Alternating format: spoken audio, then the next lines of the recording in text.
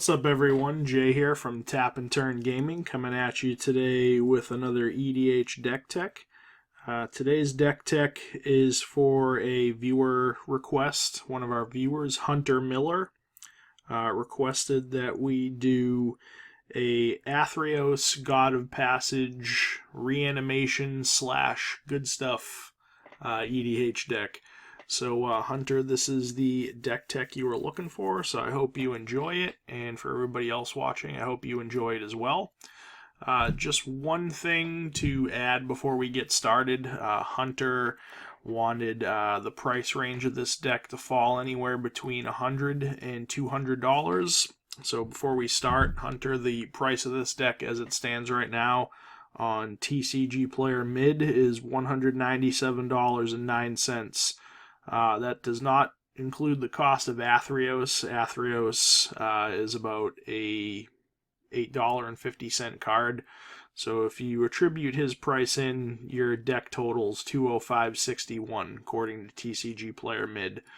But we generally don't attribute, as much of you probably well know, we don't attribute the cost of the general into the overall cost of the deck, because if you want to play Athreos as your commander, you need a copy of him. There's just no two ways around it.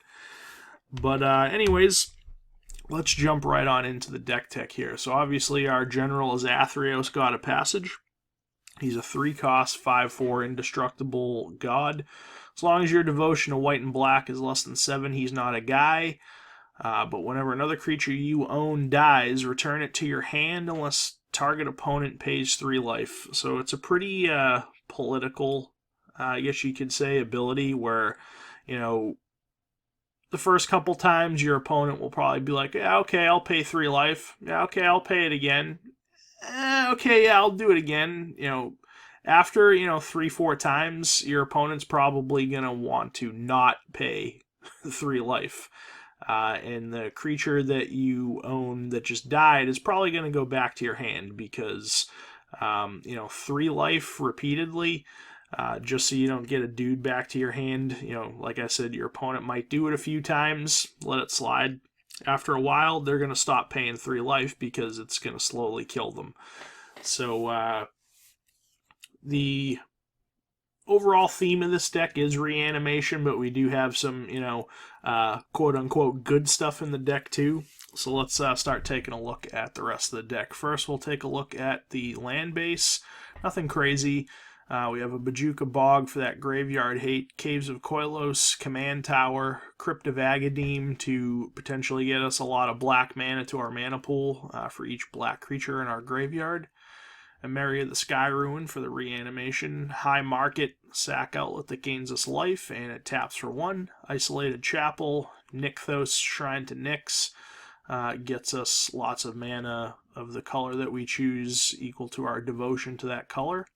Orzhov Basilica, Orzhov Guildgate, 12 Plains, a Scoured Barrens, Shambling Vent, 12 Swamps, Temple of Silence, and Vault of the Archangel.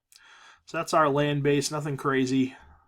Next up, we'll take a look at the enchantments that we run.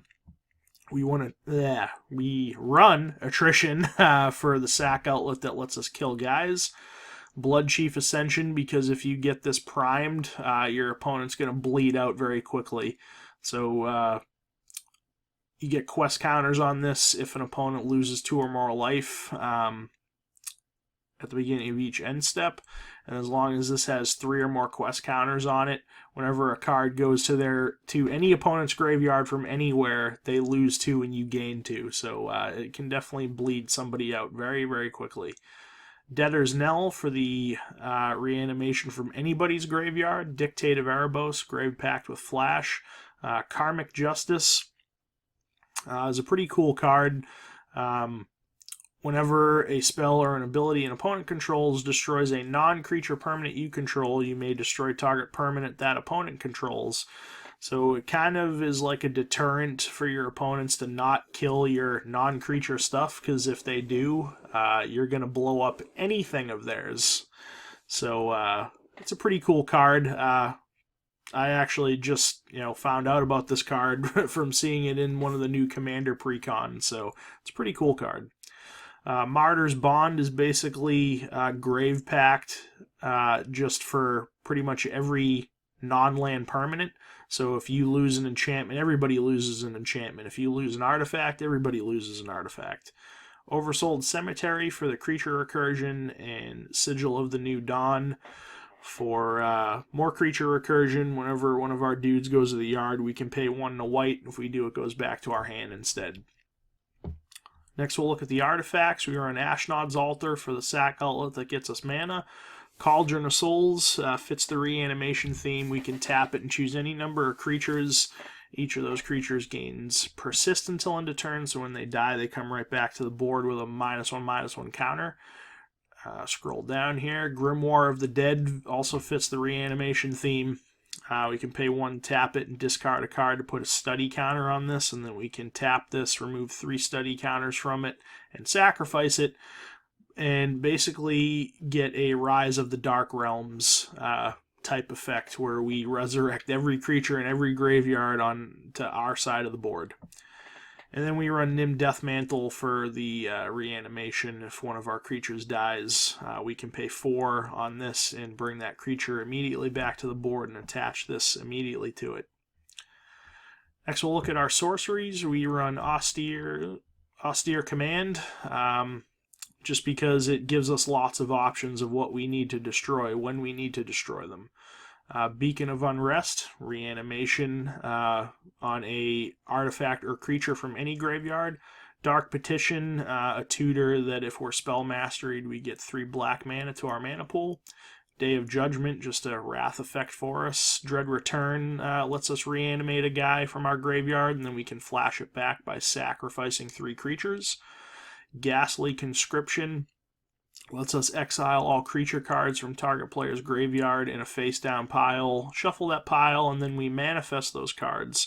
So what's cool about this is you essentially reanimate all their creatures into 2/2 morph creatures, and then if you're playing the colors that those creature cards are, you can morph them face up.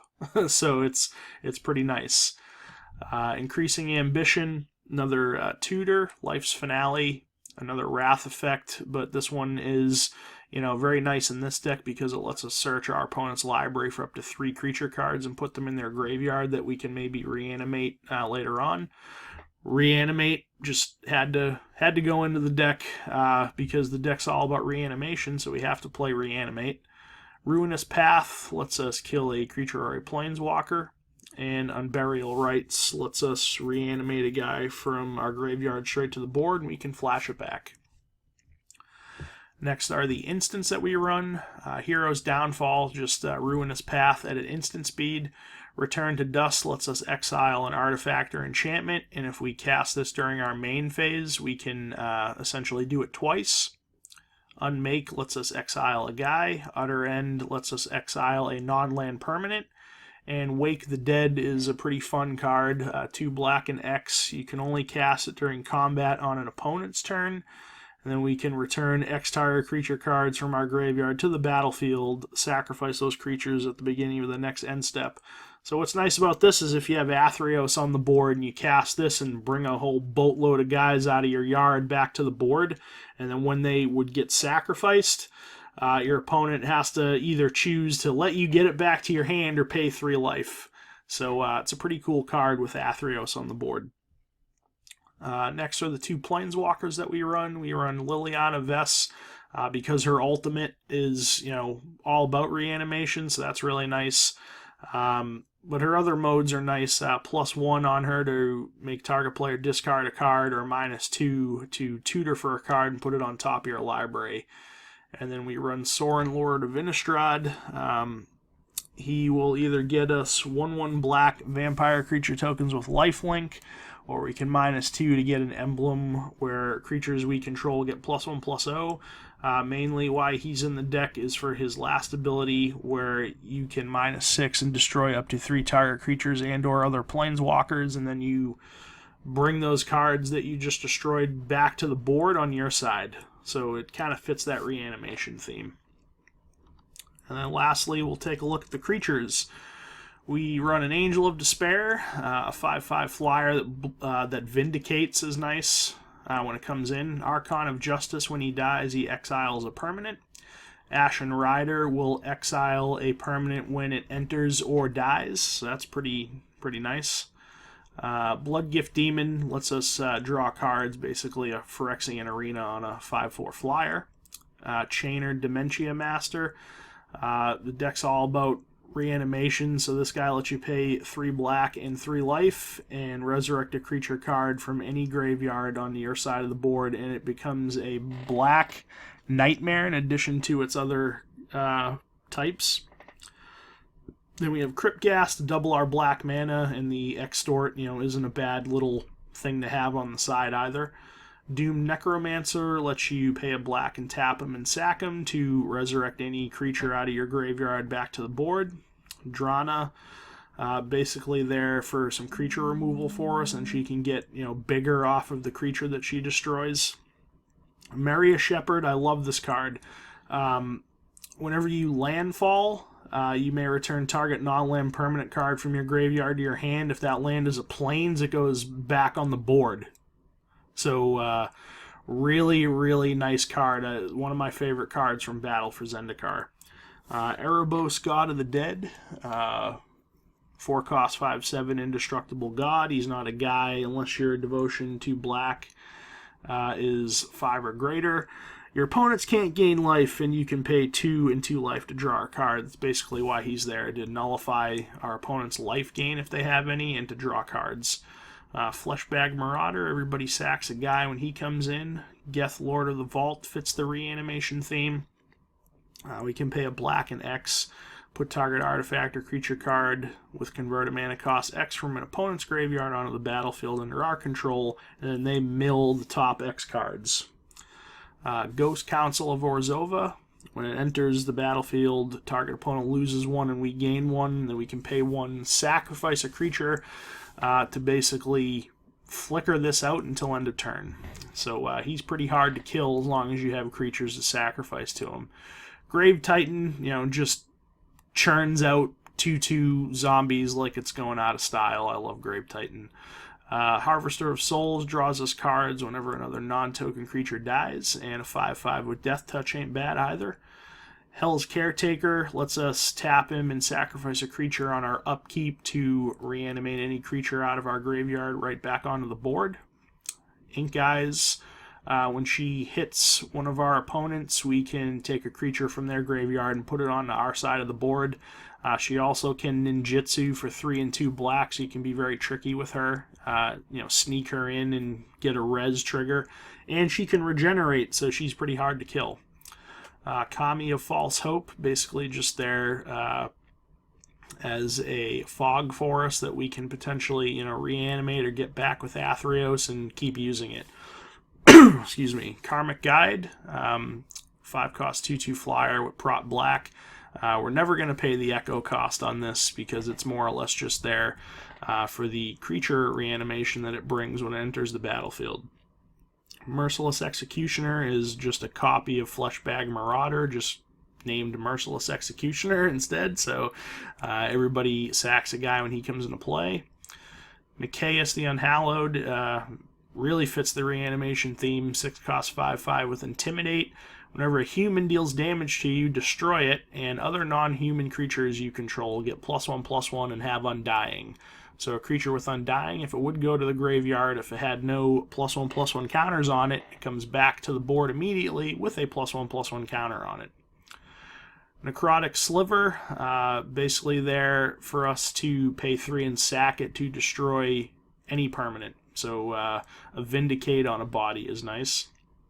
Nezumi Grave Robber lets us exile cards from our opponent's graveyard, and then if we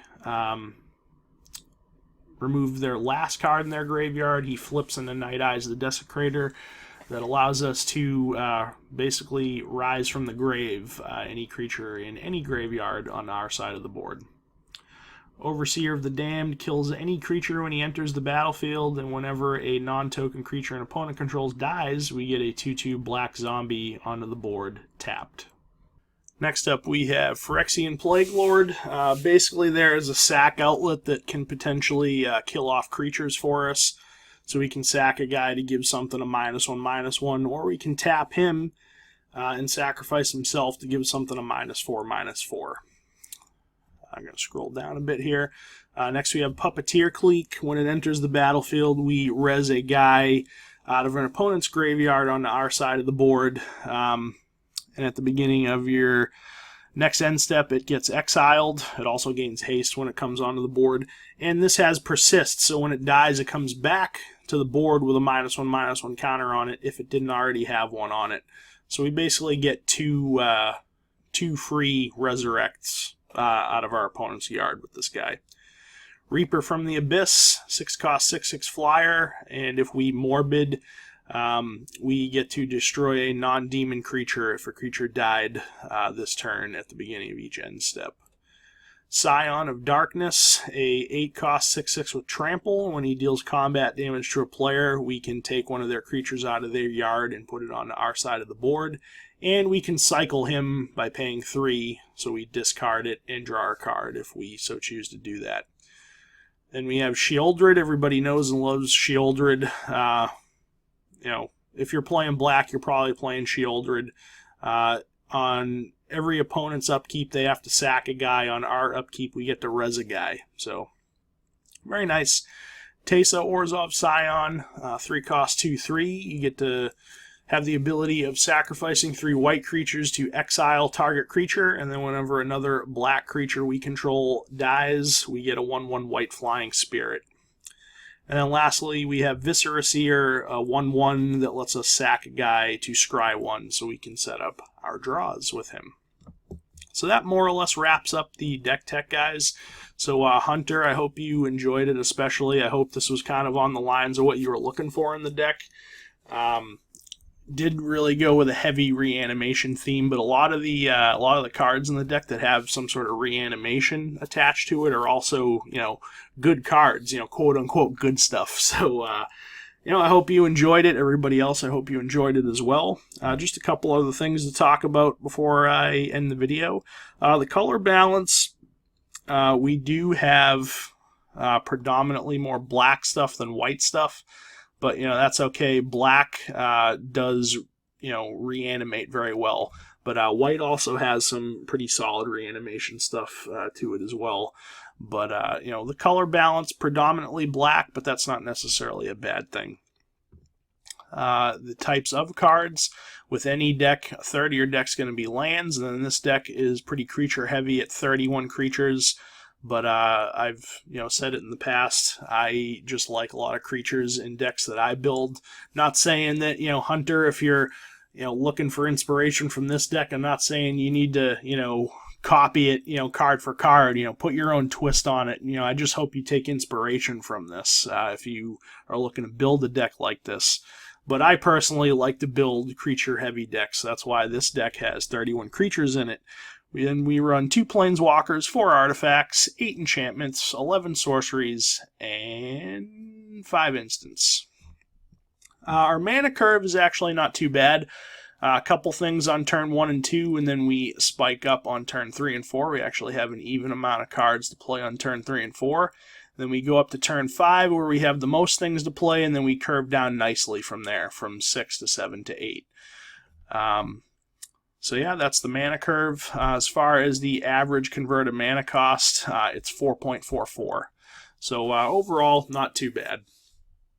But that about wraps up the deck tech, guys. So again, hope everybody enjoyed it. Hunter, again, I hope you especially enjoyed it, and that you take some inspiration from it if you're looking to build an Athreos deck with a heavy reanimation theme. But yeah, that about wraps it up. So this has been Jay with Tap and Turn Gaming. If everybody did enjoy the video, thumbs up the video. Let me know that you enjoyed it so that we know to keep making videos like this in the future. Leave me some comments. Let me know what you think of this deck. If there are any cards that I maybe missed the ball on that you would put into a black-white reanimation themed deck, let me know in the comment section below. And if you're not already subscribed to Tap and Turn Gaming, please crush that subscribe button. We really do appreciate it. But again, this has been Jay with Tap and Turn Gaming.